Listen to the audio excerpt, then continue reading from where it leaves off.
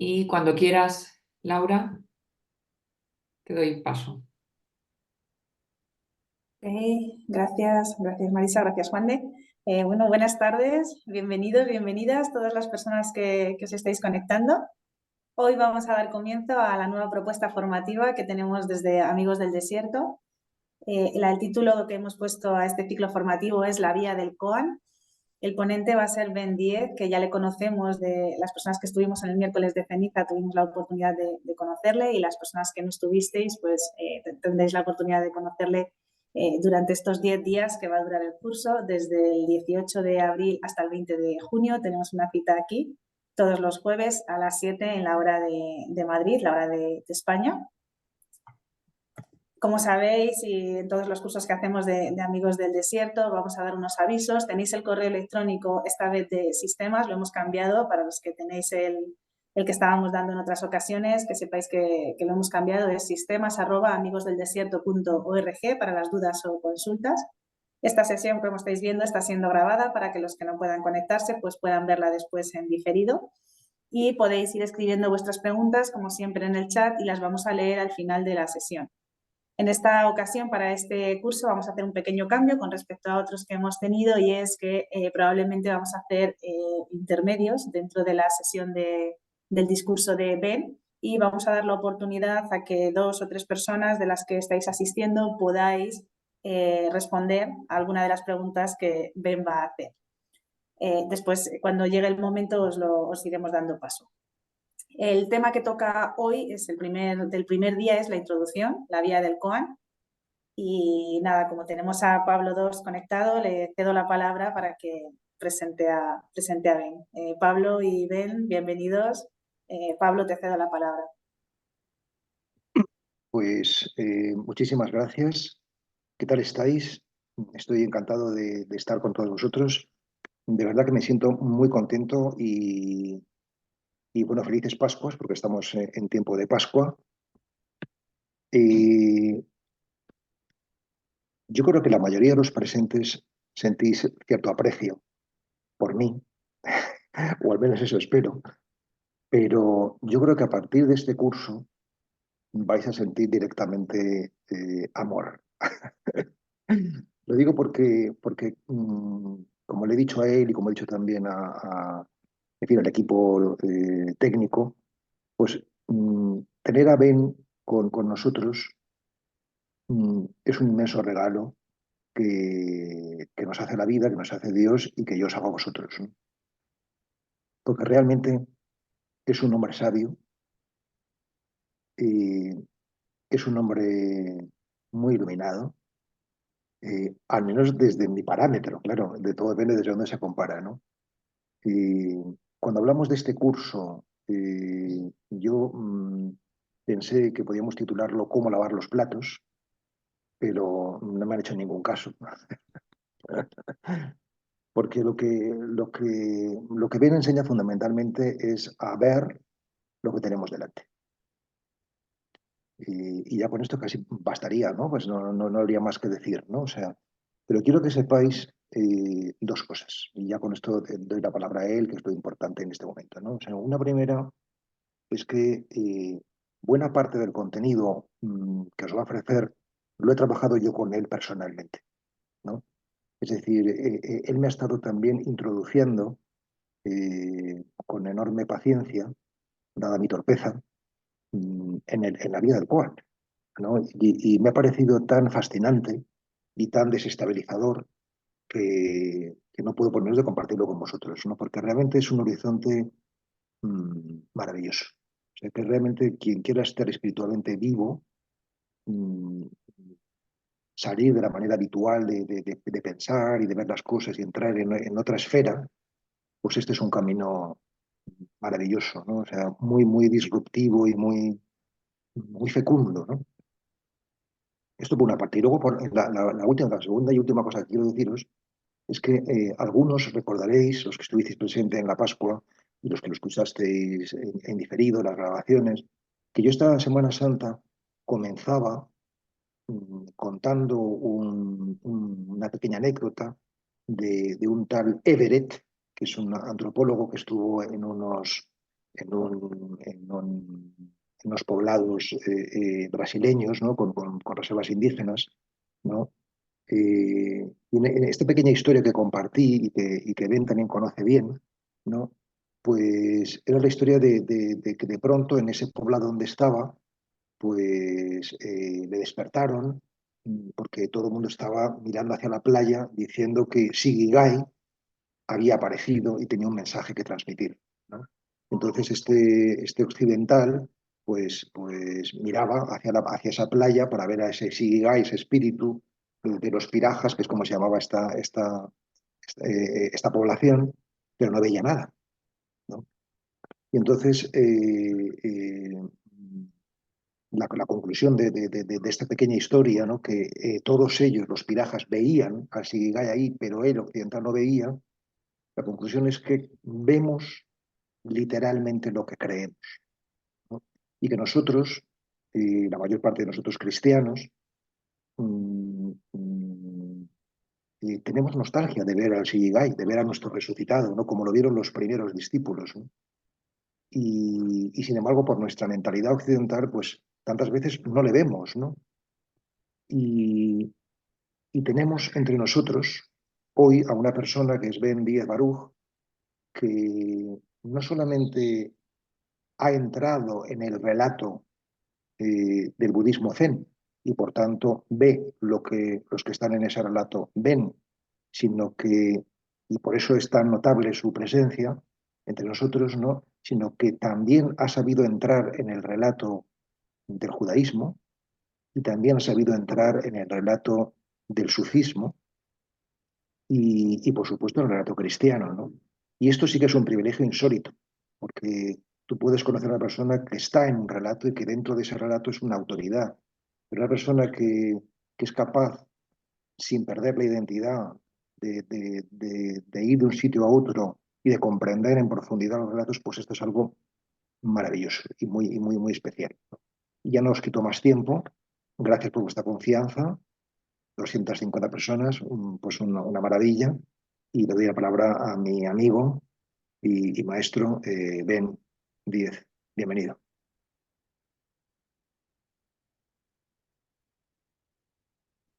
Pues ante todo, muchas gracias por esta presentación tan bonita de Pablo Dors, que sobre todas las cosas considero mi amigo, ¿no? Y esto es una de las mejores cosas que podemos tener en la vida, es la amistad, por encima de cualquier otra circunstancia.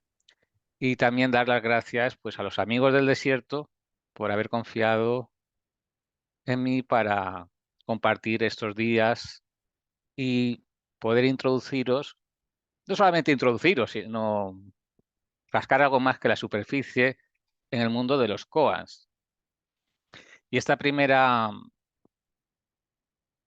clase, esta primera charla del Dharma, podemos decirlo así, pues va encaminada a entender un poco qué son los koans y a situarlos en su contexto. ¿A qué me refiero? Hay quizá personas que sepan lo que son los koans, incluso hayan leído algún koan y pueden tener su idea acerca de lo que son. Quizá haya personas que no lo tengan tan claro. Pero lo que habitualmente no se entiende o no se tiene en cuenta es que los koans son una herramienta dentro de un camino particular, que es el camino del Zen. Es decir, para que un koan pueda surtir el efecto, y hablaremos de qué tipo de efecto puede tener un koan o están diseñados para ello, tenemos que enmarcarlos dentro de una práctica más amplia, dentro de ese ecosistema que podemos llamar Zen. Y habitualmente el Zen, igual que el budismo en general, hablamos de que es un triple entrenamiento. Es decir, no empezamos practicando koans. Hay lo que se llaman unos prerequisitos para la práctica de Zen. Y siendo los koans parte de la tradición Zen, pues tenemos que hablar un poquito de esos 4 prerequisitos. El primero es, en apariencia, bastante sencillo. De hecho, son todos bastante sencillos en apariencia. Otra cosa es luego el asumirlos, el incorporarlos y vivirlos en nuestra vida, ¿no? El primer prerequisito de la práctica Zen y por tanto también de la práctica de los koans es tener claro que los actos tienen consecuencias. ¿A qué me refiero? Pues que todo aquello que deseamos, todo aquello que decimos, todo aquello que hacemos físicamente, pues tiene un impacto del que muchas veces no somos conscientes. Pero solamente examinando los frutos de nuestras acciones, vamos a saber si esas acciones nos encaminan hacia la paz, hacia la unión con Dios, hacia vivir en armonía con nosotros mismos, con nuestros seres queridos, con nuestros vecinos. Entonces, ¿qué sucede cuando pienso o me entretengo pensando en determinadas cosas? ¿Qué efecto tiene esto en mi vida? ¿Qué sucede cuando digo determinado tipo de cosas o cuando no las digo? ¿Qué efecto tiene esto en mi vida y en la vida de las personas que me rodean? Y igualmente, ¿qué efecto tiene cuando hago cualquier tipo de acción o dejo de hacerla? Y es esa toma de conciencia, al final es una toma de conciencia de que todo lo que hacemos tiene consecuencias y consecuencias muchas veces muy profundas, ¿no? ¿Cuántas familias se han roto por un descuido de alguien que en un momento dado, pues a lo mejor bebe más de la cuenta y hace, podemos decir, una tontería, una estupidez? Y eso tiene unas consecuencias nefastas. Cuando esa persona salía de casa quizá esa tarde, no sospechaba lo que le estaba a la vuelta de la esquina, ¿no? Y al revés, también, quién sabe, a veces vamos por la calle, tenemos un gesto amable con alguien y de repente se nos abre ahí una puerta, conocemos a una persona maravillosa que no esperábamos conocer, ¿no? Porque estábamos despiertos y nos actuamos de determinada manera y esa manera en que nosotros actuamos tuvo determinadas consecuencias, dio determinados frutos. Ese es el primer prerequisito del Zen. Prestar atención a las consecuencias de nuestras acciones. El segundo es algo que resulta del todo fundamental en el camino Zen, también en cualquier camino espiritual legítimo, en realidad, ¿no? Que son los preceptos o mandamientos. Dado que como actuamos tiene unas consecuencias, cuando actuamos según, por decirlo en términos de cristianismo, por ejemplo, si actuamos conforme a los mandamientos, conforme a la voluntad de Dios, pues claramente nos estamos sintonizando con Dios. Cuando no actuamos conforme a la voluntad de Dios, en el Zen podríamos decir del Tao, del Dharma, nos estamos también sintonizando con otra cosa. No es que no solo es que no nos sintonicemos con Dios, sino que nos estamos sintonizando con otra cosa. Y cuando nos sintonizamos con otra cosa que no es Dios, pues las consecuencias no suelen ser muy venturosas, por decirlo de esta manera. Suelen ser más bien desastrosas. De hecho, en la tradición zen china, el maestro de mis maestros se llamaba Su Yun, que quiere decir nube vacía, una persona que vivió 120 años realmente fascinantes, diría, conservando una vitalidad y una lucidez hasta el último momento, que es mucho decir, viviendo 120 años, ¿verdad? Y él insistía mucho en este punto y contaba una historia que me gustaría también contaros, porque el Zen y los Koan no dejan de ser historias, como decía Pablo Dors, pues los relatos son muy importantes. Quizá no sabemos cuánto. Pues la historia nos dice que había un dragón viviendo en una zona de China y causaba bastante alboroto entre los vecinos, ¿no? Y había un monasterio allí con bastantes monjes, 400, 500 monjes allí, y se ponían todos a meditar con su concentración. Dice, vamos a intentar echar al dragón de aquí, nos vamos a unir con el poder de nuestra concentración. Y se ponían a intentarlo, pero el dragón no se ve que no le afectaba mucho. la concentración de estos monjes. Quizá no tuvieran tanta concentración, quién sabe. El caso es que llegó un monje, como era habitual en China en aquellos tiempos. Había muchos monjes que estaban de viaje y se paraban a pasar 1 o 2 días en un monasterio mientras seguían su peregrinaje. Y bueno, le contaron la situación, le contaron los esfuerzos que habían hecho por librarse del dragón.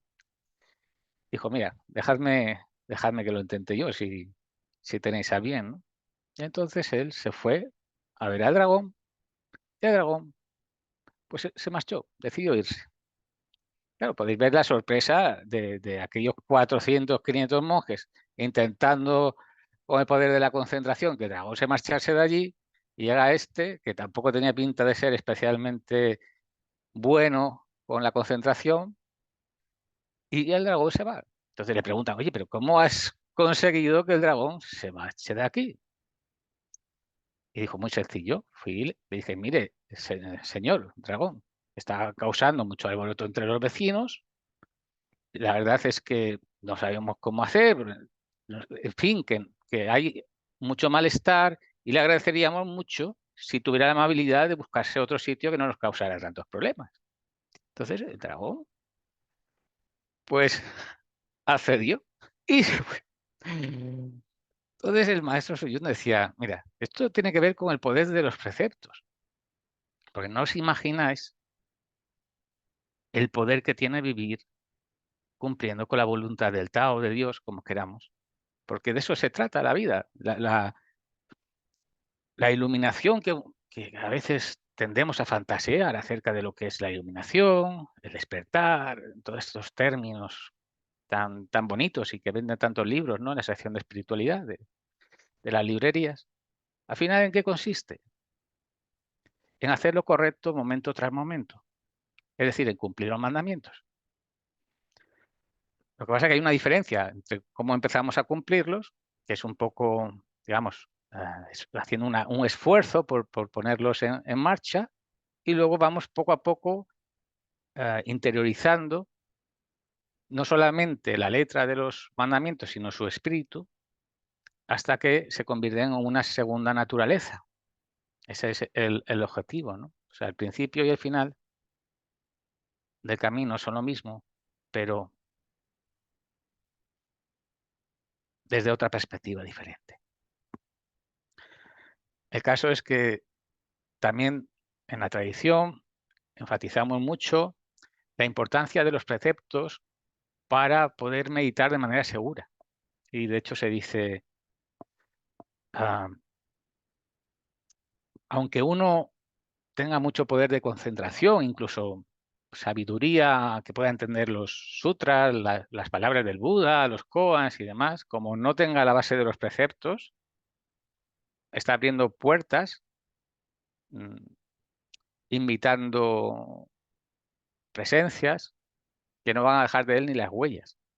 Y esto es una advertencia seria. Así que el segundo prerequisito del Zen es cumplir los preceptos. Hombre, no digo cumplirlos perfectamente, porque nadie los cumplimos perfectamente, pero sí esforzarnos y hacer nuestro mejor esfuerzo en esta línea. Y de hecho, yo añadiría aquí que a lo largo de mis años, yo no me formé en el Zen en España, ni siquiera en tradiciones occidentales.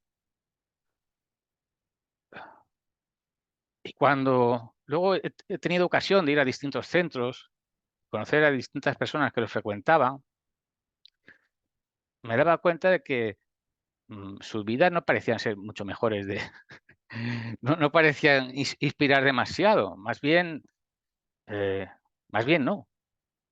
Y me di cuenta también de que el patrón común de estas personas que pensaban que estaban siguiendo un camino espiritual y realmente se estaban desmoronando sus vidas, es que se habían olvidado de los preceptos, o que nadie les había explicado nunca que para recorrer un camino espiritual es necesario seguir los preceptos. Y no es extraño que, por ejemplo, en la tradición cabalista, tradicionalmente, pues no se podía enseñar Kabbalah a una persona menor de 40 años y que no hubiera demostrado que era capaz de tener una vida ordenada, es decir, pues un trabajo estable, relaciones familiares estables, que no se comportaba de forma rara. Solo cuando alguien demostraba haber construido cierta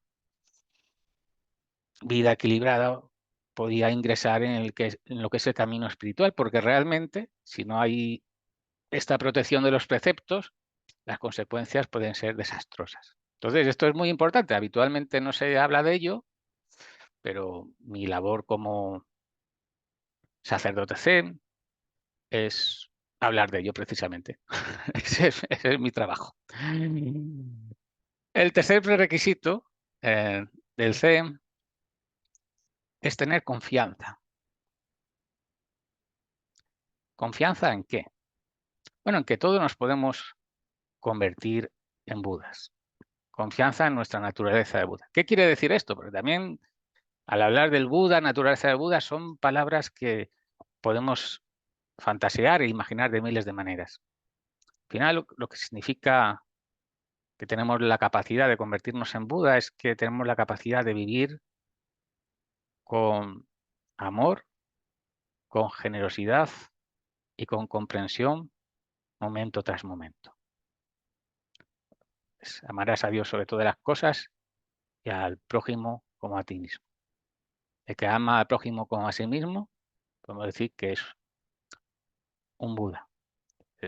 Claramente la palabra Buda significa despierto, un ser despierto. Pero no un ser despierto que se queda debajo de una higuera contemplando las estrellas y oh, qué bonito es esto. No, esto no tiene mucho que ver con eso, sino más bien un ser que ve que el prójimo y él mismo comparten esa naturaleza divina y se levanta y ayuda y escucha para entender, no para responder. Y si ve a alguien que necesita una mano, pues se la da si puede. Esto es lo que significa ser un Buda, no hacer cosas extraordinarias. Significa creer en la chispa divina que tenemos dentro de nosotros, significa creer en nuestra alma. Significa creer que podemos dejar de ser lo que somos para convertirnos en la mejor versión de nosotros mismos. ¿Y quién de nosotros está, si está en el camino y quiere acercarse a Dios, satisfecho con cómo es en este momento? ¿Quién de nosotros en su fuero interno no le gustaría dar su mejor versión? Pues bueno, este es el tercer prerequisito de la práctica Zen. Fijaos que digo prerequisitos, ni siquiera hemos empezado a considerar la práctica. Son cosas necesarias antes de ponerse a practicar. Y el último prerequisito de la práctica Zen es tener y seguir un método, un camino, una práctica. Sea el que sea, dentro de los infinitos caminos que son válidos para llevarnos hacia Dios. Pues en la tradición zen china se habla, por ejemplo, de hacerse la pregunta ¿quién soy yo?, de Huatou, de repetir, recitar el nombre del Buda. Múltiples caminos, el camino del Koan. Pero lo importante es coger un camino y seguirlo, tener perseverancia en ese camino. Si hoy no funciona, probar mañana. Si esta semana no funciona, seguir probando la semana que viene. Si este mes parece que no avanzamos, seguir probando al mes que viene. Y no hacer como muchas personas en el camino espiritual, que hoy me apunto a hacer Zen, el año que viene parece que este Zen no me va muy bien, me voy a apuntar a unas meditaciones Advaita y el mes que viene, pues fíjate, has ido al curso este que si no vamos a ningún sitio. Tenemos que seguir un camino, ser diligentes en ese camino, camino que más se adapta a nosotros. Yo no tengo ningún afán de convertir a nadie en ningún camino. Nada más lejos de mis intenciones y de mi forma de ser. Yo estoy feliz de que haya distintos caminos y que la gente sea feliz en sus caminos. Pero si la gente no es feliz, pues haría bien empezando a considerar estos 4 puntos de los que hemos hablado, ¿no? Entonces, esto era muy importante mencionarlo, porque si no entendemos este contexto, difícilmente vamos a poder entender en qué contexto los koans funcionan, ¿no? Entonces ahora ya podemos entrar en lo que es un koan, ¿no? Y me parece que una muy bonita manera de entrar en ello es recordar cómo la tradición dice que se inició el Zen. Digo, la tradición dice que se inició el Zen, porque probablemente no haya sido así históricamente hablando. Pero en la tradición Zen nos trae ese cuidado. Si nos dicen, oye, mira, que Bodhidharma, que fue el supuesto primer patriarca Zen de China, pues parece que no existió, parece que es un personaje legendario, pues qué bien. ¿En qué cambia eso mi existencia? En nada, en absoluto. En el Zen somos así. No nos interesan tanto los datos históricos como el efecto que tienen las prácticas sobre nosotros, la sabiduría que recogen las historias, los relatos. Entonces, se cuenta que un día el Buda iba a dar una charla del Dharma, puede ser una cosa similar, estaba ahí el hombre a punto de empezar a dar una charla, había mucha expectación, claro, era el Buda y estaban allí pues los monjes, que además de ser monjes, pues eran un poco forofos, porque si no, no serían monjes del Buda, ¿no? Entonces estaban deseando que el Buda empezara a hablar. Y el Buda lo que hizo fue quedarse en silencio.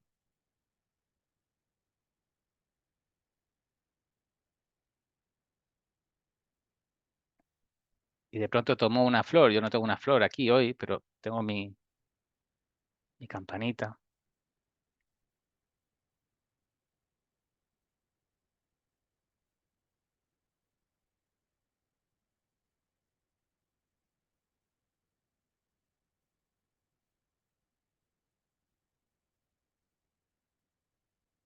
Y estuvo así un buen rato. Y probablemente lo que se les pasó por la mente fue algo parecido a lo que se le puede haber pasado por la mente a uno de nuestros amigos y amigas. Es porque se queda ahí enseñándonos una campana y en silencio. ¿Qué clase de enseñanza es esa? ¿Qué quiere decir el Buda? Así estaban ellos. Salvo uno de los discípulos, uno de sus estudiantes que se llamaba Mahakasyapa. ¿Qué hizo Mahakasyapa? Sonrió. Yo, el Buda, enseñando la flor, y Mahakasyapa sonrió.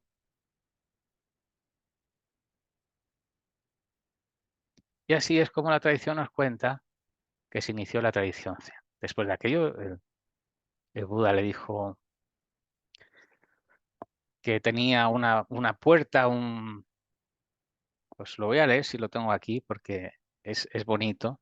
Le dijo, mira, tengo el tesoro del verdadero ojo del Dharma, la maravillosa mente del Nirvana, la verdadera forma de la no forma, la sutil y maravillosa puerta al Dharma, la transmisión especial fuera de las enseñanzas escriturales que no se establecen palabras y lenguaje.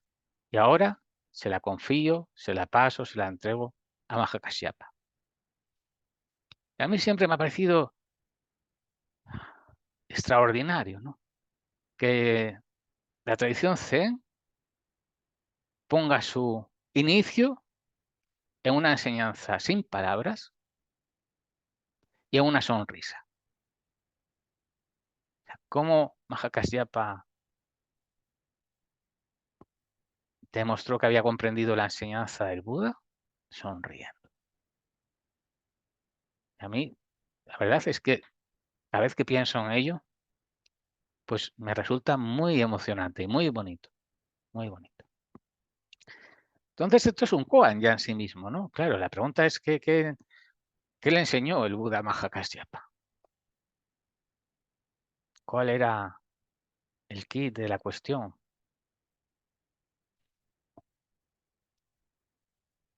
Y lo que el Buda le enseñó a Mahakasyapa fue una flor.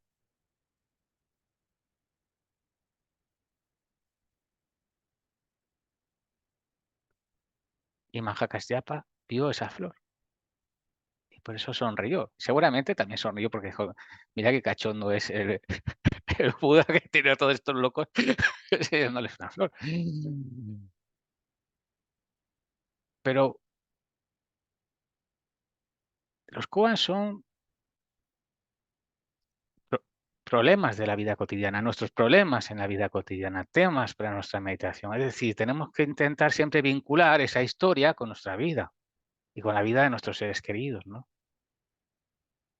Y cuántas maravillas ocurren continuamente en nuestras vidas, o sea, momento tras momento. Una maravilla es poder estar aquí, que Dios, esto no es fortuito, esto es que Dios ha querido que estemos reunidos aquí esta tarde, personas de España, de América, quizá de otros lugares también. Y esto es maravilloso. Y quizá lo damos por hecho. Ya estamos tan acostumbrados a las reuniones de Zoom y de escuchar charlas y dar charlas que no vemos qué privilegiados somos de estar aquí todos esta tarde. De cómo este es un momento único y maravilloso que Dios ha querido que vivamos. ¿Y cuántas flores, como el Buda enseñó a Mahakasyapa, se nos escapan a diario, que no percibimos? Estamos quizá jugando con el gato y no nos permitimos jugar con nuestro gato, que es un momento también maravilloso. Estamos diciendo, ¿esto para qué me sirve? Esto, estoy perdiendo mi tiempo. Lo damos por hecho, quita, que tengo otras cosas que hacer, ¿no? Cuando estamos tomando café, saborear el café. Normalmente no tomamos el café. No saboreamos el café, saboreamos ese sabor genérico que hemos guardado ahí en la mente,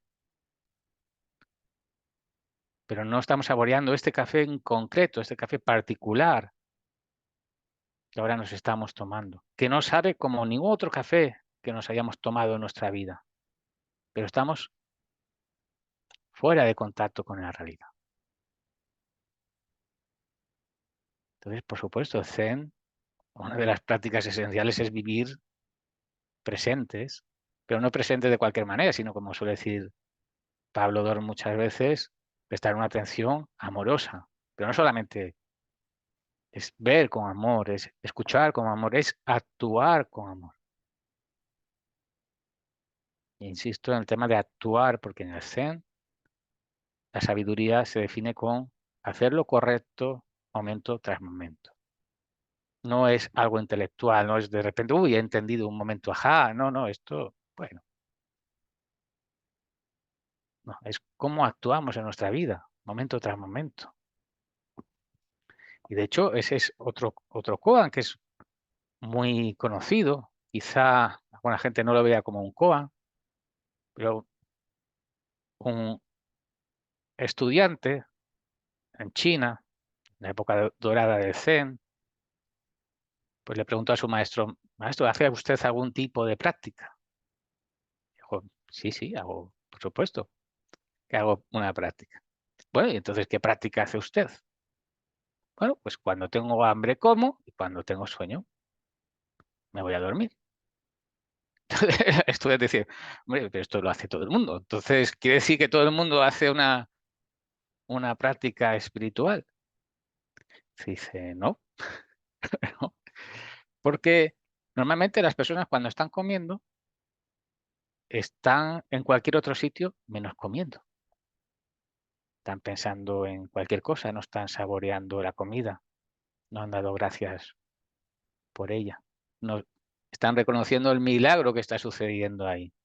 Y están pensando seguramente en pesares acerca del pasado o imaginando futuros que le generan ansiedad. Y de manera parecida, cuando me voy a dormir, pues duermo. La mayoría de las personas cuando se van a dormir les cuesta trabajo conciliar el sueño, porque esa jaula de grillos no les deja dormir. Esa es la diferencia. Entonces, puede parecer muy sencillo.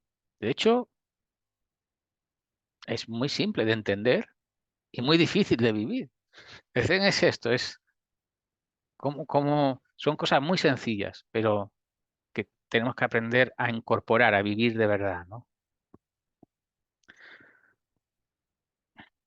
Y para entender más acerca de todos los koans en general, es entender cuál es la motivación de los maestros, cuál es la motivación de un practicante Zen.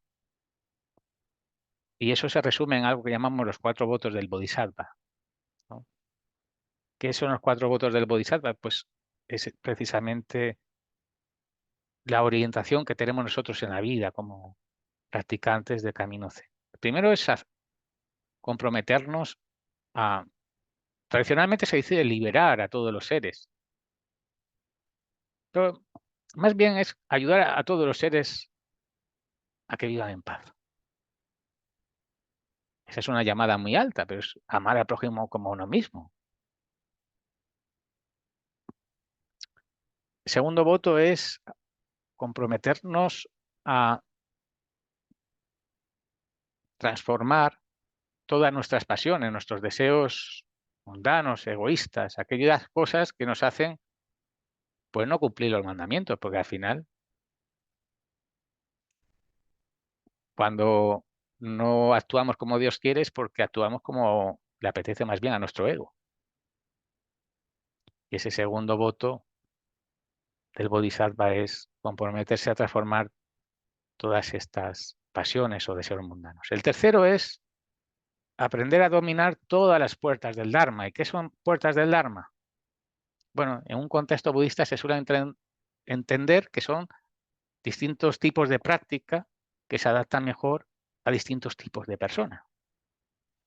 Pues puede ser la práctica del koan, puede ser la práctica de observar la respiración, puede ser la práctica de caminar meditando, en fin, hay un sinfín, la práctica de las postraciones, la práctica de cantar los sutras. Pero en un sentido amplio, dado que nos comprometemos a intentar ayudar a todo el mundo a vivir en paz, no solamente se refiere a las puertas budistas del Dharma, no es solo queremos ayudar a los budistas o a los que siguen el camino Zen, no, queremos ayudar a todo el mundo. Entonces, ¿cómo puedo ayudar a un hermano sufí si no entiendo su mundo? Si no entiendo sus prácticas, pues difícilmente. ¿Cómo puedo ayudar a mi vecino ateo, beligerante además, ateo militante, si no entiendo la mentalidad de mi vecino? Entonces, aprender a dominar todas las puertas del Dharma significa comprender a cada persona para saber lo que esa persona necesita e intentar dárselo. Es una llamada muy grande, es decir, por eso es un voto, es una dirección, es un objetivo hacia el que caminamos. Y el último gran voto de los bodhisattvas es llegar a realizar o vivir en comunión con el Tao, el Dharma del Buda. Pero en un contexto cristiano podríamos traducir como es aprender a vivir en armonía con la voluntad de Dios. Entonces, cuando nos levantamos por la mañana, lo primero que hacemos es una oración. No el móvil, no otras cosas. No, lo primero es una oración en cuanto nos damos cuenta de que hemos recuperado la conciencia, y en esa oración, además de dar gracias por estar vivos un nuevo día, y le damos gracias, en mi caso, que creo en Dios, pues le doy gracias a Dios por devolverme el alma por la mañana, pero si no, daríamos gracias pues al universo o cada uno a lo que sienta. Y luego recordamos, dice, me comprometo a vivir cada momento con atención amorosa y a tratar a todos los seres con amor, justicia y comprensión. Y cada vez que, no solamente es cuando nos despertamos por la mañana, sino cuando estamos, por ejemplo, perdidos a lo largo del día, fantaseando, lo que sea, y despertamos, pues volvemos a recordar nuestra intención. Y eso es muy importante, porque sin entender esto, muchos de los koans que vamos a ver no los podremos entrar en ellos, ¿no? Ahora vamos a ver algún tipo de koans. Entonces, voy a poner un ejemplo. Y si alguien se anima a responder, pues bienvenido sea, ¿no? Es una pregunta muy sencilla, ¿no? ¿En qué año estamos?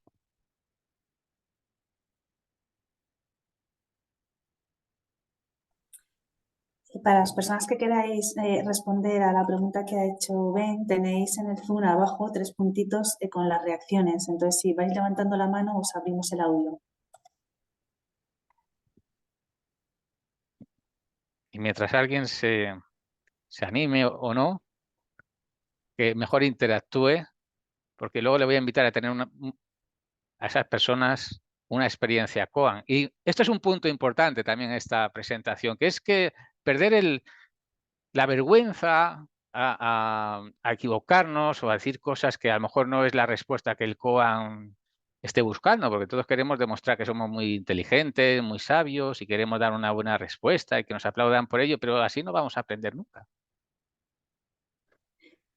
Ya tenemos a 3 personas con la mano levantada. Liliana, puedes activar tu audio. Está activado. Buenas tardes. ¿En qué año estamos? Y depende de la tradición que sigamos. O sea, para el cristianismo estamos en el 2024, para el judaísmo estamos en el 5000 y pico, para los chinos, no me acuerdo, pero como 7000. O sea, ¿en qué año estamos? Estamos, pero depende. Efectivamente, ¿en qué año estamos? Es una pregunta muy aparentemente sencilla, pero no lo es tanto. Normalmente, porque vemos las cosas de una manera determinada con nuestro filtro mental, vamos a decir, obvio, 2024. Bueno, obvio no, obvio para ti, que vives en ese relato. Pero para un chino es obvio que es el año del dragón de madera. Pero para un musulmán es obvio que estamos en el año 1445 de la Égira. Y para un judío es obvio que estamos en el año 5784. Entonces, eso que nosotros vemos obvio, pues resulta que no es tan obvio. Y esto es lo que los koans nos quieren enseñar a ver, que es lo que pensamos. Teníamos Ben otras 2 personas que habían levantado la mano. No sé si quieres que... Sí, porque tenemos ahí para Sí, pues desarrollar, por favor. Chus. Hola, desde mi punto de vista, como es una creación humana, lo que antes se ha expuesto, o sea que es cultural y no sería la respuesta, sino desde un punto de vista solamente. Para mí es simplemente la existencia o el ser en este momento, en este instante, porque la lógica, vamos a llamar trascendente o como yo lo veo, o sea, no hay tiempo, es diferente. Entonces, para mí el tiempo es solo desde el punto de vista del ser humano, es la existencia de lo que ahora estoy haciendo, cuando estoy hablando aquí o mirando a la cámara. Perfecto. Solo existe esto. Pues muchas gracias por tu aporte y no está mal tirado, quiero decir, está muy bien tirado. Lo que pasa es que en el mundo de los koans, este es otro de los principios de los koans, más que explicar, como dicen mis maestros, don't tell me, show me, no me cuentes, muéstrame, ¿no? Cuando hablo mucho de mis maestros es porque en el Zen entendemos que es muy importante hablar de nuestros maestros, como para reconocerles que nos han enseñado, que gracias a ellos somos lo que somos, ¿no? Entonces nos sentimos muy felices de hablar de nuestros maestros, contar sus historias, incluso sus nombres cuando quieren ser nombrados. Hay a veces que no quieren ser nombrados por sus cosas personales, entonces pues, podemos hablar más. Pero esto es muy importante. ¿Cómo podemos decir en qué año estamos de forma que sea válida para todas las culturas? Este es el punto realmente interesante. Sería una buena respuesta para tipo koan. ¿Cómo decir en qué año estamos que sea válido para todas las culturas?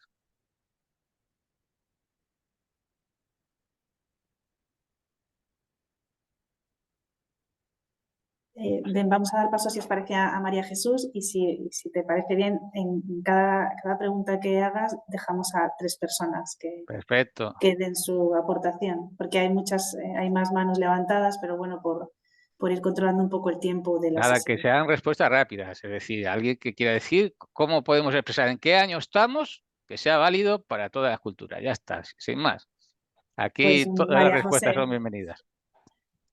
Bueno, pues yo en principio, si me atengo a la pregunta que contiene la palabra año y estamos, en plural, nosotros, pues claro, yo al principio estoy totalmente de acuerdo con la primera respuesta que se ha dado, pues depende de la cultura.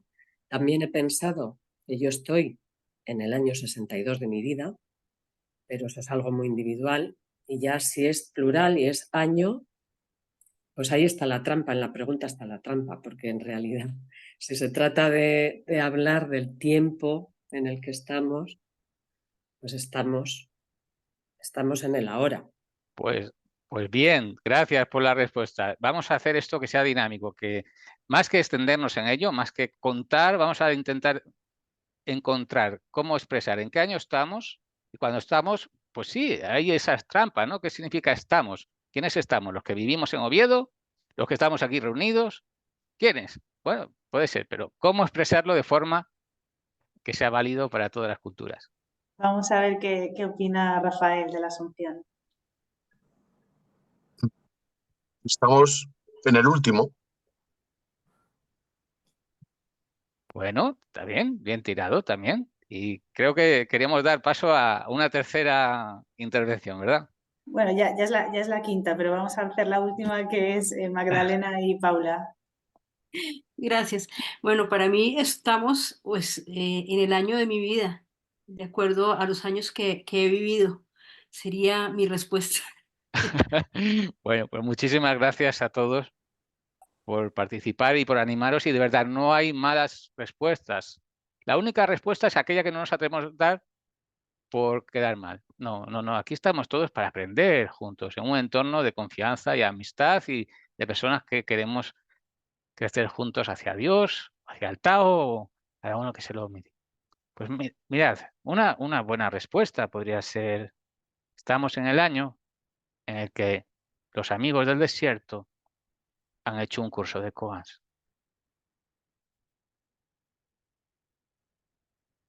Esa respuesta pues, puede ser válida para cualquier persona que la escuche, sin importar en qué cultura estamos. Entonces, esto juega mucho.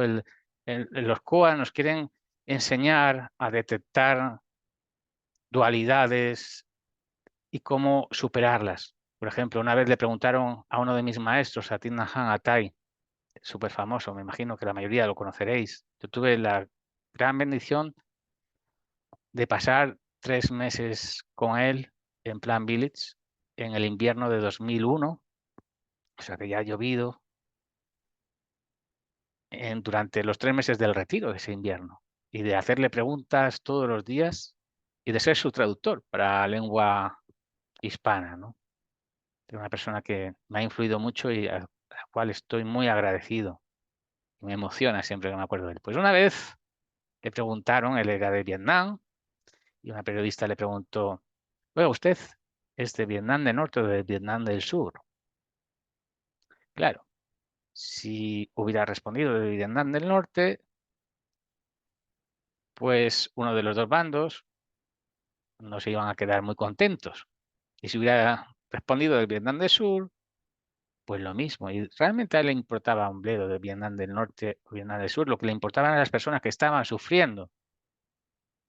Porque para él eran personas que estaban sufriendo, las cuales quería ayudar sin importar que estuvieran en el norte o en el sur. Entonces, ¿qué le respondió a la periodista? Dijo, de Vietnam del Centro. La periodista le quería utilizar esa dualidad para atraparle, ¿no?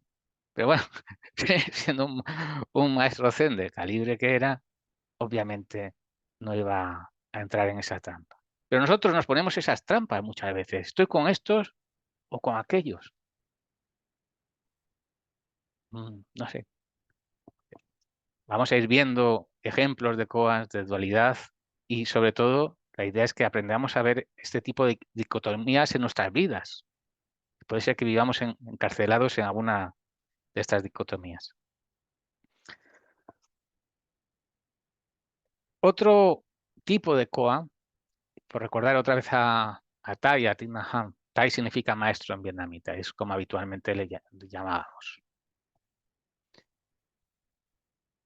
Cuando me fui a su monasterio, por cierto, fue porque, aparte de que sus enseñanzas que yo leía me llenaban mucho, tuve un sueño muy claro donde me pedía que fuese hasta allí.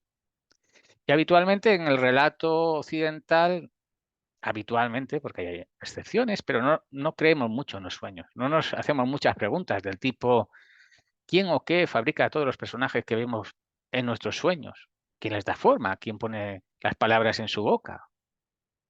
¿No? ¿Quién o qué escucha la alarma por la mañana?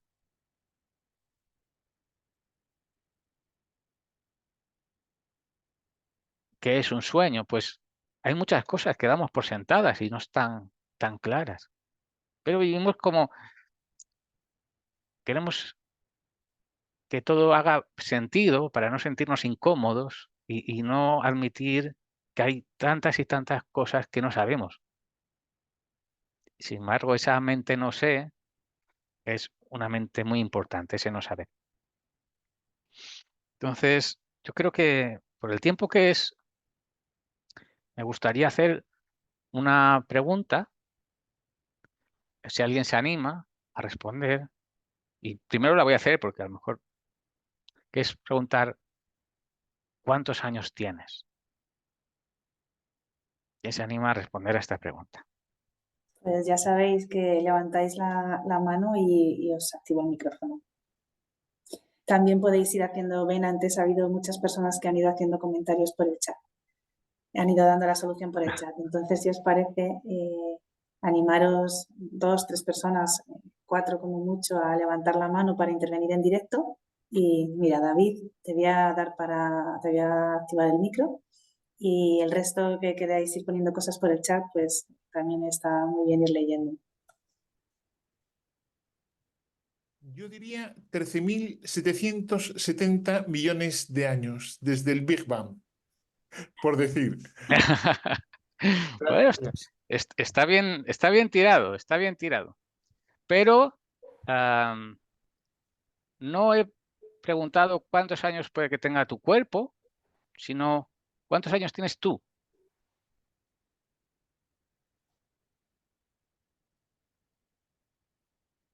David, estás con el micro, estás con el audio apagado.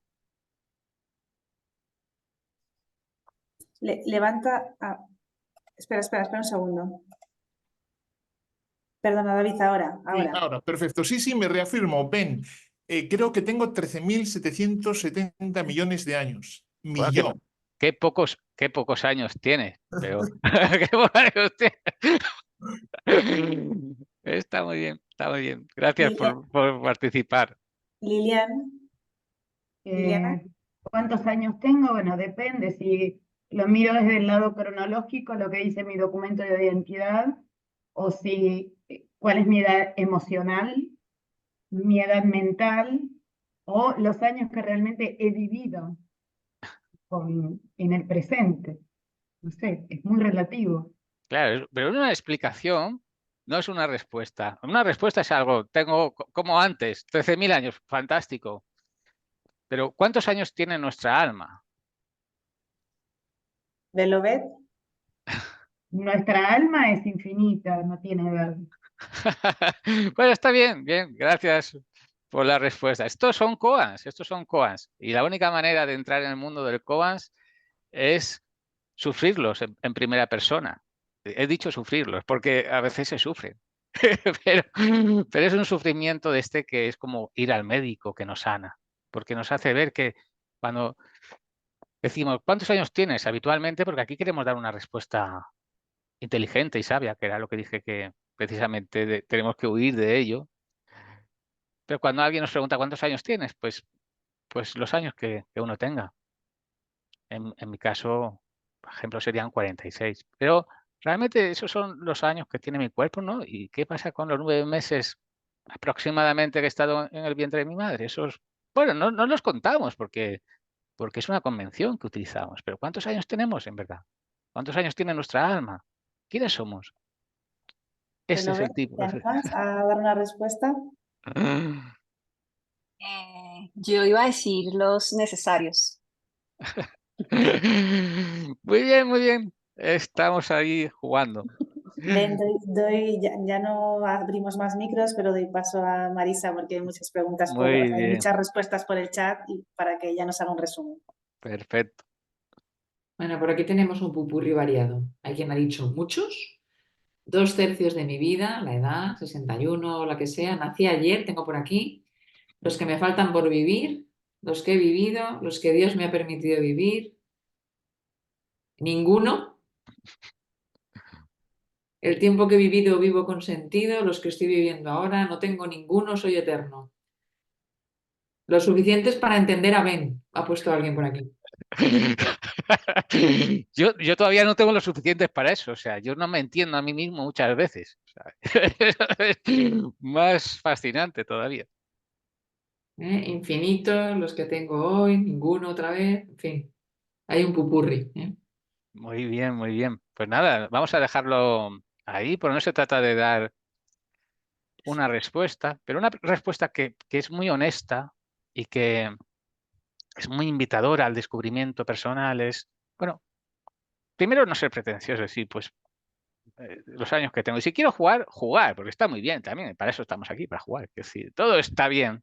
Pero una respuesta genial sería, no sé, no sé cuántos años tengo. Porque hay muchas cosas que creemos que sabemos y no sabemos. Y los koans nos apuntan ahí, nos meten el dedo en la llaga y dicen, uy, esto que tú pensabas que era tan bonito. Entonces, como ya tengo que ir terminando para dar paso a unas preguntas, vamos a hacer de otra forma. Quiero simplemente hacer una última pregunta, que es muy sencilla, ¿no? ¿Esto qué es?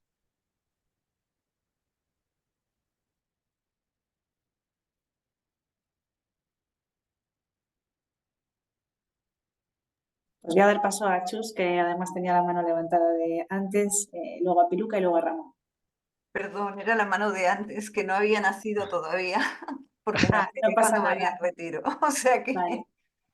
Doy paso a Piluca, a Ramón y a Belovet. No, mi respuesta va por la pregunta anterior. Esta no tengo ni idea. La pregunta anterior es, mi alma dentro de mi cuerpo tiene los años que yo tengo, más los 9 meses de gestación en el seno de mi madre. Fuera de mi cuerpo, no tengo ni idea. ¿Ves? Es una buena respuesta, no tengo ni idea, pero Vamos a alguien probar que con se Ramón. anime a Vamos a decir ver qué es si esto. Ramón se anima a lo que estás enseñando. Yo diría un bolígrafo. Bueno, no está mal tirado. Quiero decir, ¿cuál es la dificultad? No es un bolígrafo, es una lapicera, pero lo compramos. Puede ser un bolígrafo. Bien, bien. Fernando Sarrasín. Pues eso es eso. Bueno, vamos a parar ya porque si no nos da tiempo para las Ya está. preguntas. No hay más manos, no hay más manos. Pero mirad, esto, si le preguntamos a casi cualquiera que no quiera dar una respuesta correcta a un koan, pues va a decir un bolígrafo o una lapicera o algo similar. Bueno, es como vemos habitualmente las cosas.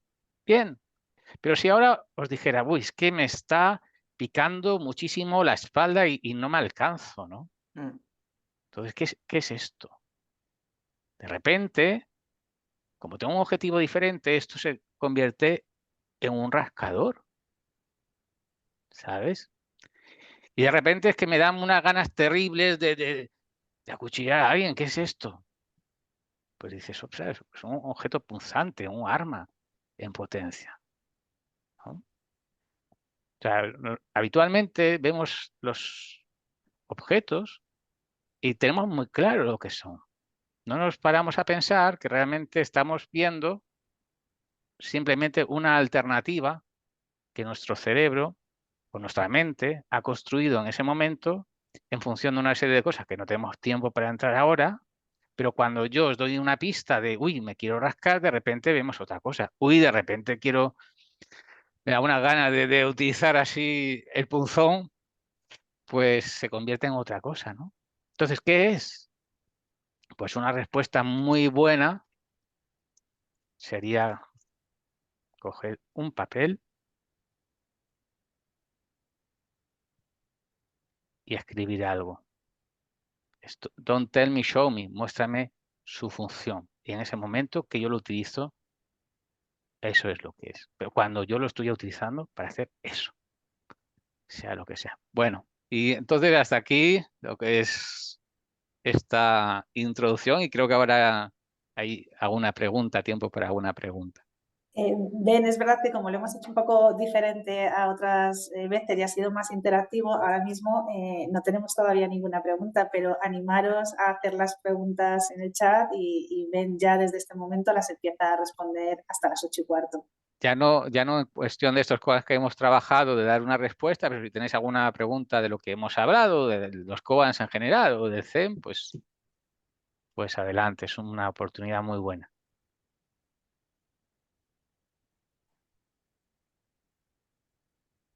Mira, nos pregunta, y mientras se va animando más personas, voy a decir la que dice Lucía y es, ¿están escritos los koan?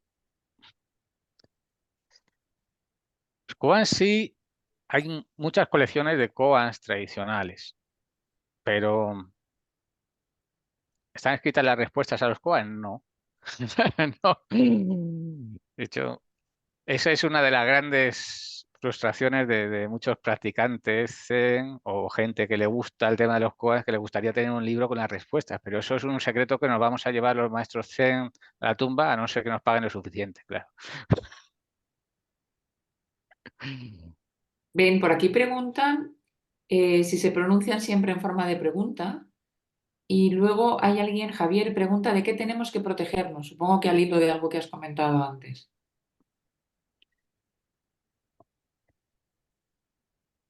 Habitualmente los trabajamos con unas preguntas, es decir, son unas historias habitualmente tomadas de la tradición, pero también estamos inventando cosas nuevos continuamente. Y después de contar la historia, hacemos unas preguntas acerca de la historia, porque queremos mostrar ciertos puntos. Esa es digamos, el formato estándar, al menos de las tradiciones en las que yo he trabajado.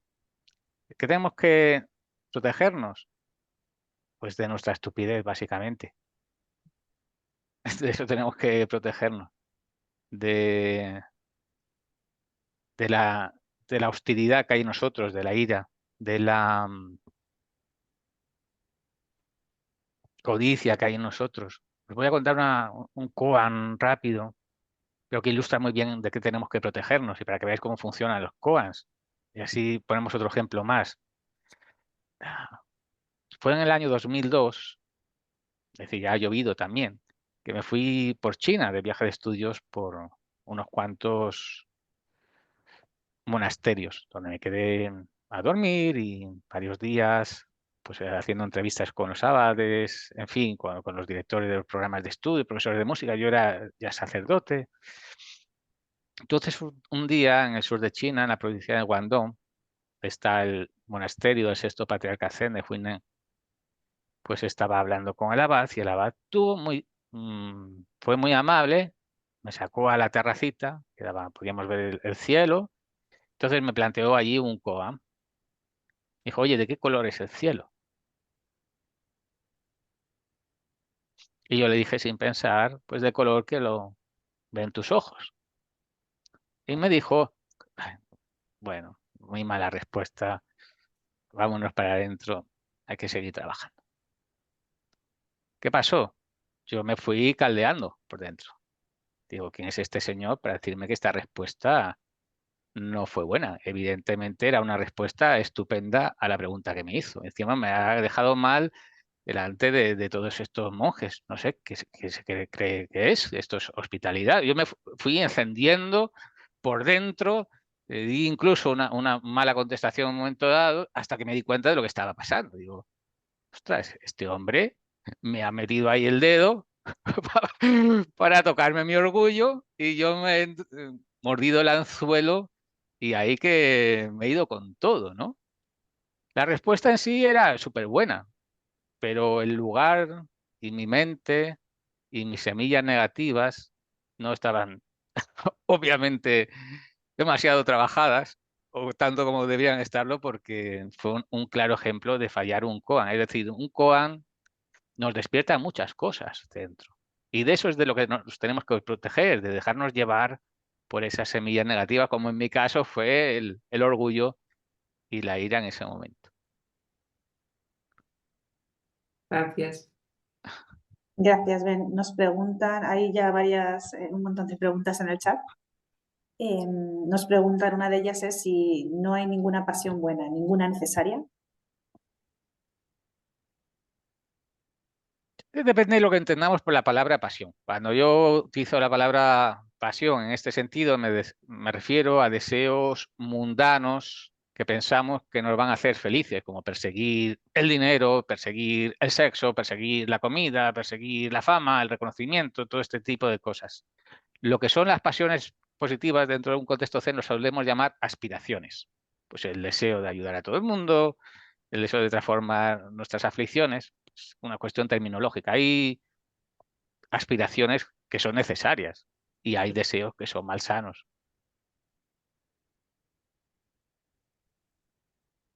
Pablo nos pregunta, o te pregunta, mejor dicho, ¿qué relación hay entre el koan y la sentada silenciosa?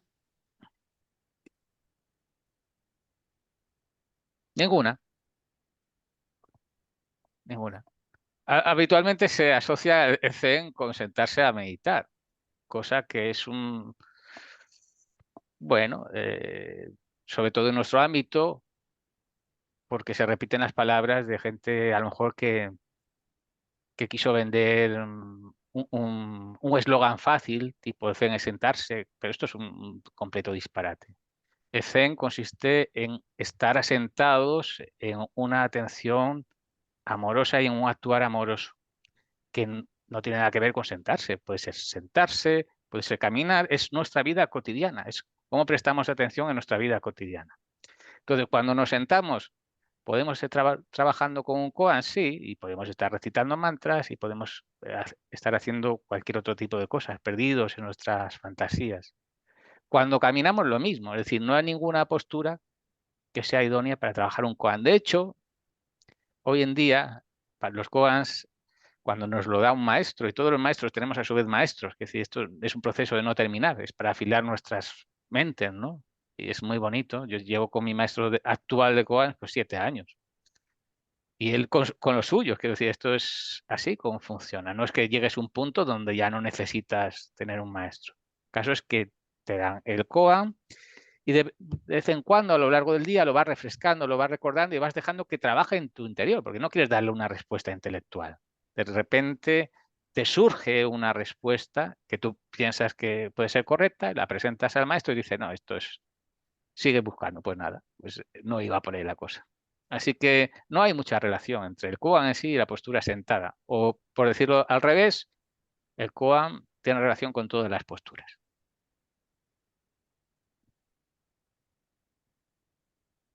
Otra pregunta que nos hacen es ¿cómo encontrar mi camino? Nos pregunta Carmen.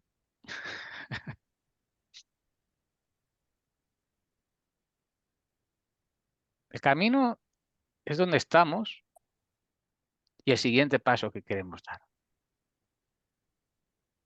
Entonces,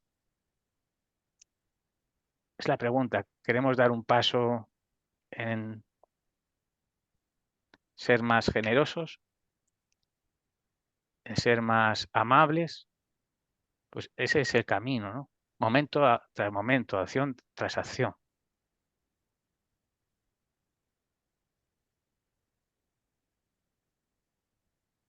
Ben, hay varias preguntas, te las voy a leer seguidas porque todas tienen relación con entender un poco qué es un koan y qué utilidad tiene, ¿no?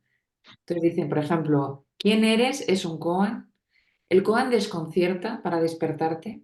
La vida es koan. La función de los koan es cuestionarnos interiormente. Un koan es, por ejemplo, el Buda enseñando una flor. Un koan es, por ejemplo, preguntar cuántos años tenemos. Un koan es, por ejemplo, preguntarnos quién soy. Es decir, estos son ejemplos de koans. En el mundo del koan no hay explicaciones, hay mostrar. ¿Qué es un pájaro? Pues te muestro 5 pájaros. Ya está. Eso es lo que es un pájaro. No te voy a dar una explicación de es un animal mamífero. No, no, no, no.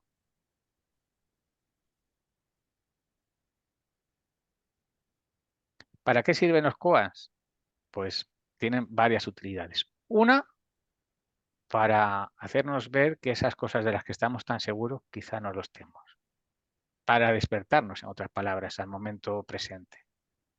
Y también para ayudarnos a funcionar correctamente momento tras momento, que al final es el objetivo del camino, es actuar de manera correcta en instante tras instante, en todas las situaciones de nuestra vida. Y eso es lo que nos enseñan los koans. Entonces los koans, habitualmente para entrar en ellos, y si Dios quiere tendremos ocasión en estas clases de conocerlos más en profundidad, nos hacemos 3 preguntas, ¿no? ¿Cuál es la situación? La situación, por ejemplo, ahora es una clase de koans. ¿Cuál es mi papel dentro de esa situación?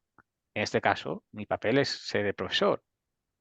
Entonces, dado que esta es la situación, que es una clase, mi papel es ser profesor, ¿qué me toca hacer ahora? Bueno, pues enseñar. Y estas son algunas de las cosas que nos enseñan las cosas. Es decir, nos enseñan a hacer lo correcto y, por tanto, pues vivir en paz con nosotros mismos y con los demás. Para eso sirve. O deberían servir. Muchísimas Gracias. gracias. Voy a hacer te hago una última pregunta y ya vamos a tener que cerrar.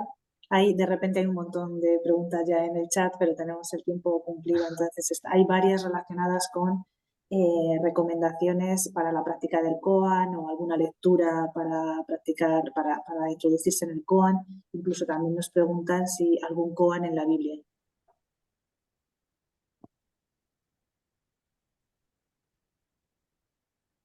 No hace falta que nos introduzcamos en el mundo de los koans, porque todos estamos introducidos ya en el mundo de los koans. Por ejemplo, ¿quién soy yo?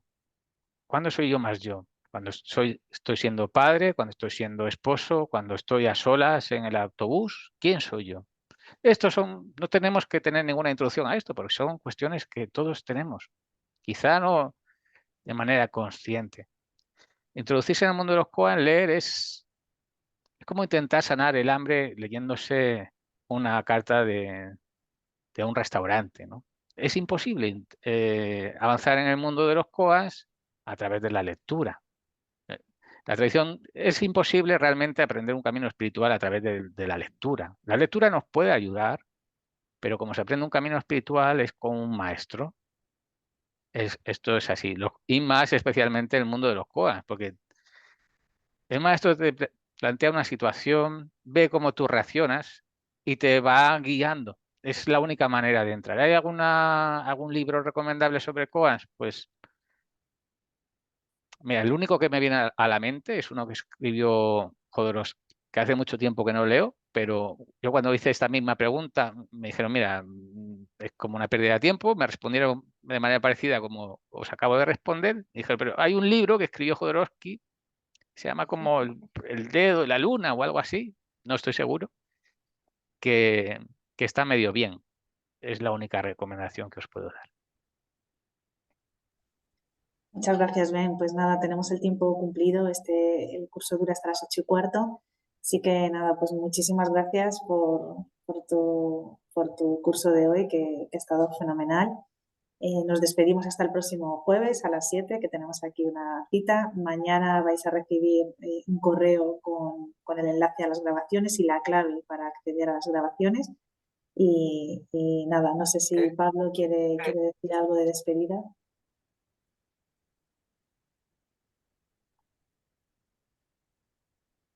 Bueno, no, nada más que darte las gracias, querido Ben. Para mí ha sido extraordinario, o sea, lo he disfrutado muchísimo y creo que todo el mundo lo hemos aprendido mucho, una introducción muy bonita y muy clara, ¿no? Gracias de corazón a ti y a todos los demás por vuestra confianza en esta propuesta preciosa. Hasta pronto, hasta siempre. Pues muchas gracias Gracias. a todos y un placer. Y espero veros la semana que viene, si Dios quiere. Gracias, Ben. Muchas Gracias. gracias, Ben. Adiós a todos. Adiós.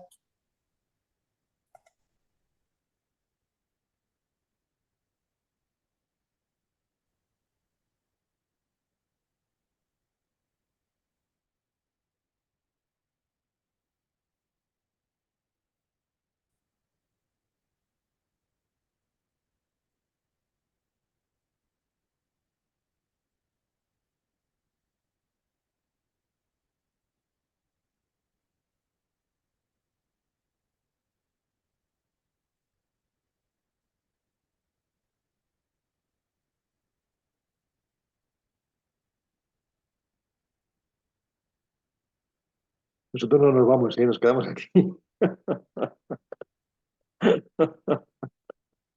Qué alegría veros a todos. Venga, hasta pronto. Chao, chao.